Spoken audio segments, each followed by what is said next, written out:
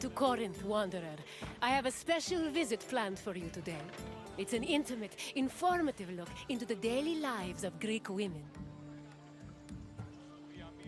It's amazing what women could accomplish while men spend all day trying to out-debate each other at assembly meetings.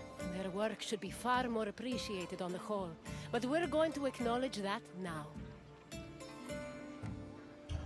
Corinth was one of the largest cities in ancient Greece. It had an estimated population of 90,000 in my times, and much of that population was made up of women. This tour will shine a light on those women and look at how they lived on a day-to-day basis. Look for me when you're done with your visit, and we can discuss things further.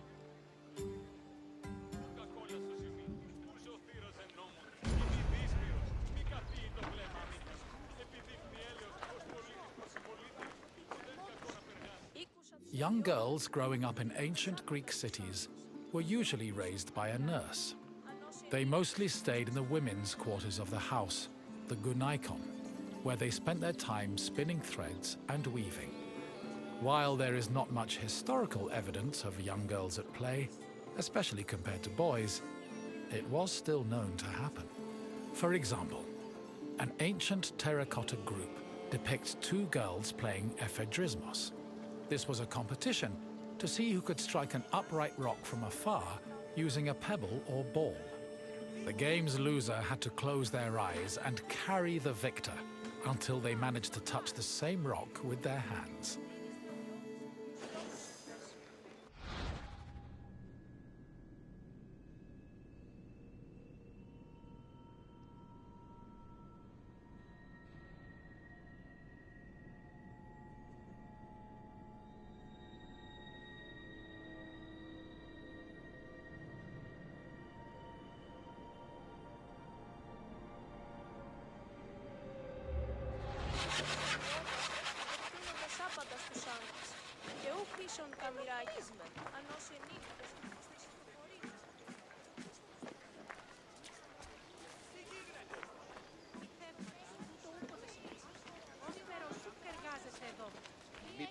For a young Greek woman, marriage was the culmination of their induction into society. The average life expectancy for women was about 40 years, so most marriages took place when the bride was 14 or 15 years old. The marriage did not require her consent either. Instead, she was passed on from the protection of her father to that of her husband. Married women were not technically citizens at the time and lacked the rights that came with official citizenship. However, they did receive a dowry that only they were allowed to spend, but in the event of a failed marriage, the dowry was returned to the bride's father. After the marriage was consummated, the woman's status changed from being a maiden to a bride. She remained a bride until the birth of her first child, wherein she officially became a woman.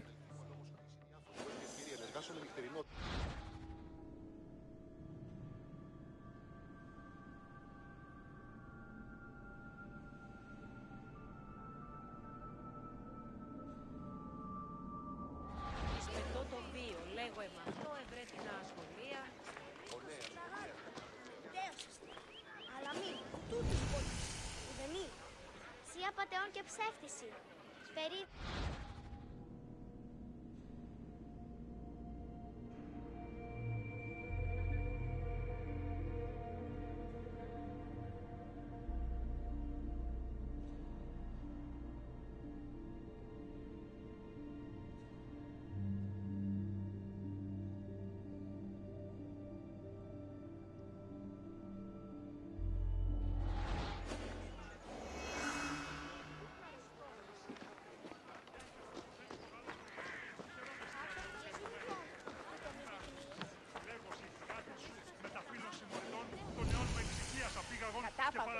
Υπερβάλλεις.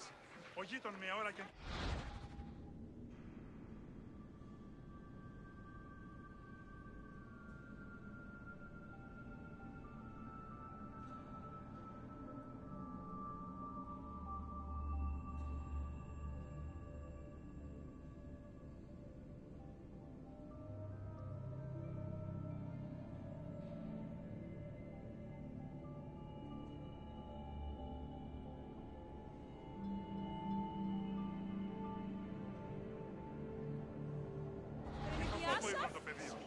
μάτια διερριγμένα. Το σώμα με λένε το χρό. Και ίδιος προσληθαίνει υπογαλώνει. Τυχερόν εστιάται μου περιμένει. Πάλατα αυτή δίνομαι στη βολή νόπια στο τέρμα της. Τι σχόλη προποντών έχει. Women living in ancient Greek cities were essentially forbidden from participating in political life, and most aspects of their lives were controlled by men. Their most important responsibilities were running the household and giving birth to children, preferably boys. Most of the time, women's excursions outside of the house were limited to visiting other female neighbors, as per custom. The few exceptions to this strict rule were weddings, funerals, and religious festivals involving women in prominent public roles.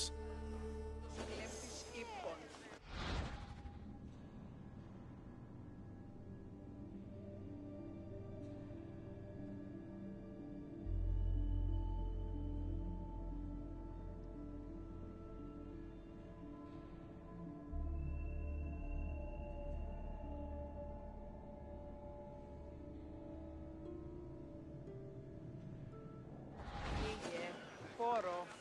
Προείδηκα το πατρί σου ότι έτσι πάντα.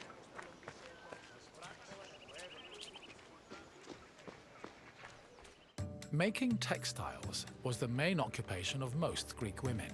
It was a woman's responsibility to manufacture clothing for each of her family members, as well as to weave other household textiles. Women with exceptional weaving skills were believed to make excellent wives, and weaving in general was seen as a very attractive quality. For example, Homer describes Odysseus's devoted wife Penelope as spending most of her days weaving at the loom. Similarly, many Greek vases depicting women weaving were combined with images of a woman holding a veil, which was seen as the symbol of a bride.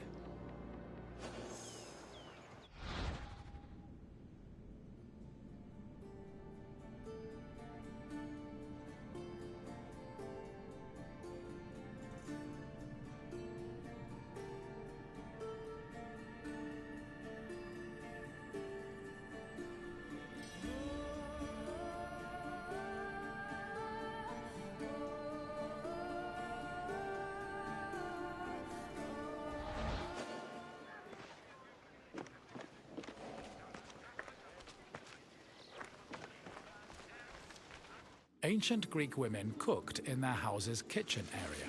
However, since their cooking equipment was small and portable, they also sometimes prepared meals in the central courtyard. This was also where women performed other domestic activities. These activities were rarely seen by visiting men or passers-by, because the architecture of classical Greek houses facilitated the social norm that women should never be seen at work.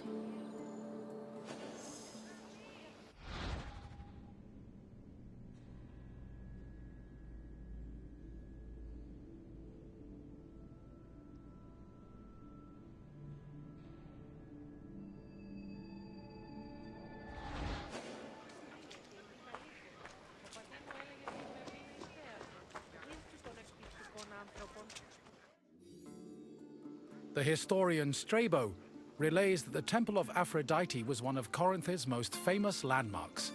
This was largely due to the temple's female patrons.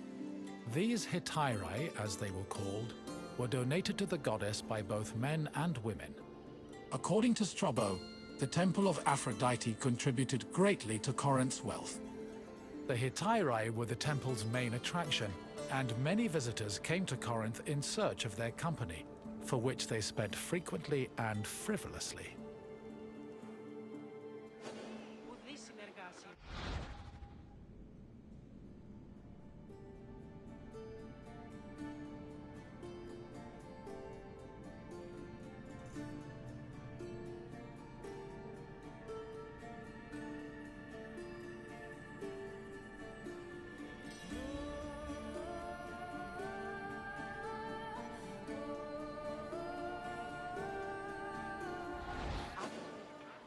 Εμώς πατήρω γνώσιμο και η αδερφή μου.